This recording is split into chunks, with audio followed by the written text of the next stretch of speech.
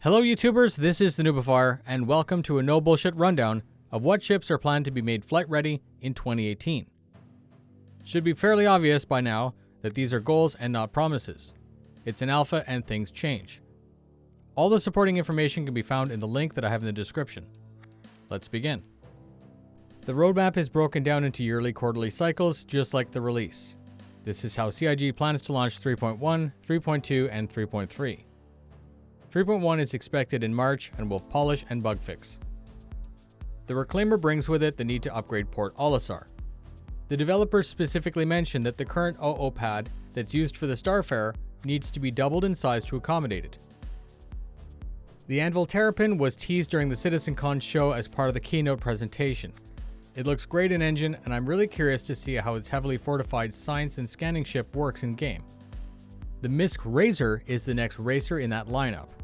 It's aerodynamic like a Formula 1 car and totally exotic looking.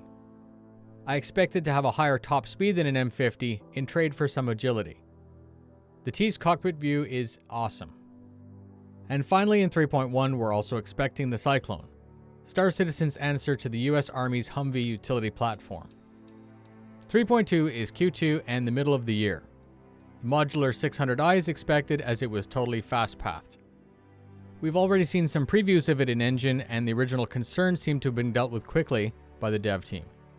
I expect this to become a very popular ship and a desirable CCU for those citizens who have an Aquila. The Anvil Hurricane is exactly what happens when you choose to sacrifice protection for firepower.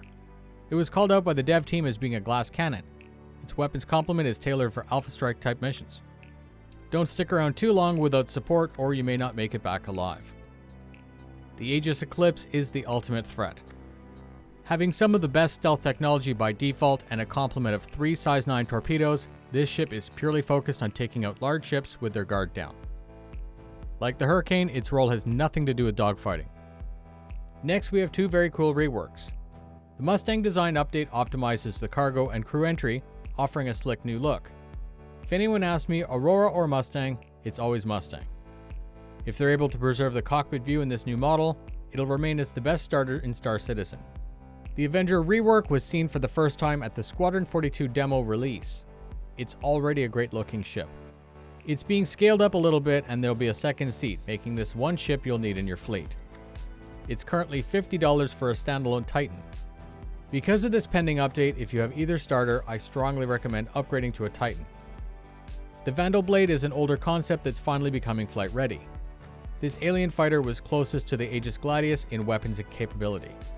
At $250, it was quite hard to justify for some, so I expect it to be quite rare in the verse. The more recent shots of it appear to be larger than before. Hopefully it's still a fun, agile fighter once we get our hands on it. Q3 is the fall and near CitizenCon. The ultra-posh rework of the Constellation Phoenix and the Aegis Hammerhead turret platform are planned to be ready. I hope they make the Phoenix available for all of us to see during PTU. The released new footage during the holiday sale looked great with the attention to detail that you would only expect from a high-end luxury ship. The remaining Cyclone variants are expected planet-side. This should give us AA roles to defend against ship-to-ground attack. Q4 will be the holiday season. The reworked 300 series is planned, and that should bring the hull up to a standard in line with the other Origin ships. The Anvil Hawk is due to be flight ready. I personally wouldn't choose it over an Avenger Stalker, and I also might think about upgrading to a more practical Cutlass Blue variant. I have my Hawk Q&A video linked up for you right now if you want some more input on my thoughts. The 3 remaining Reliant variants are coming with Science, Media, and Fighter to join cargo.